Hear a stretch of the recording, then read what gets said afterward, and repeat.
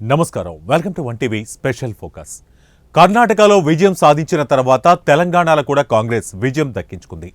తెలంగాణ ఎన్నికల సమయంలో కూడా కర్ణాటక నుంచి ఎమ్మెల్యేలు, పార్టీ సీనియర్ నాయకులు, కార్యకర్తలు తెలంగాణకు వచ్చారు.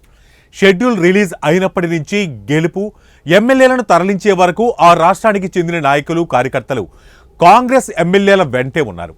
ఈ నేపథ్యంలో తెలంగాణలో కాంగ్రెస్ విజయం సాధించడంతో కర్ణాటక కీలకమైందని అందరికీ తెలిసిందే. అయితే కర్ణాటక మేనిఫెస్టోలో పొందుపరిచిన హామీలలో కొన్నింటిని తెలంగాణ అసెంబ్లీ ఎన్నికల్లో కూడా పొందుపరిచారు. అక్కడ గెలుపునకు ఇవి దోహదం చేశాయని పార్టీ అధిష్టానం భావించి తెలంగాణలో కూడా అమలు చేస్తామని హామీ ఇచ్చింది. ఈ హామీతో భారీగానే సీట్లను కైవసం చేసుకున్న కాంగ్రెస్ పార్టీ ప్రభుత్వాన్ని ఏర్పాటు చేసింది. మేనిఫెస్టోలో పెట్టిన హామీలను మెల్లమెల్లగా అమలు చేస్తూ వెళ్తుంది. ఇందులో భాగంగానే సోనియా గాంధీ పుట్టిన రోజున రాష్ట్ర మహిళలకు బస్సుల్లో ఫ్రీ జర్నీ ప్రారంభించింది. ఇక తర్వాత హామీ 500 రూపాయలకే సిలిండర్పై కసరత్తు చేస్తుంది.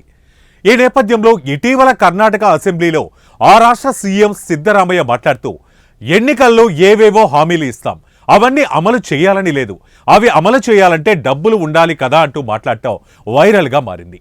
ఈ వీడియోను ఒక ఛానల్లో పోస్టు చేయగా దాన్ని మాజీ ఐటీ మంత్రి ఎమ్మెల్యే కేటీఆర్ ఒక ట్వీట్ చేశారు.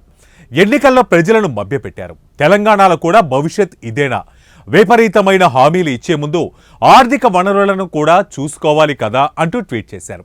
కేటీఆర్ ట్వీట్కి స్పందించిన సిద్ధరామయ్య, మిస్టర్ కేటీఆర్, మీ పార్టీ ఎందుకు ఓడిపోయిందో తెలుసా?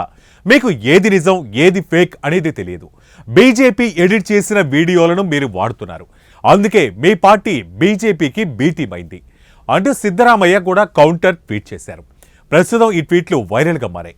అయితే గతంలో కూడా ఫాక్స్కాన్ చైర్మన్ కు Karnataka deputy CM DK Shivakumar లేఖ రాశారంటూ ఫేక్ లెటర్ను కేటీఆర్ ట్విట్టర్లో పోస్టు చేసి తీవ్రంగా విమర్శలు ఎదుర్కొన్నారు.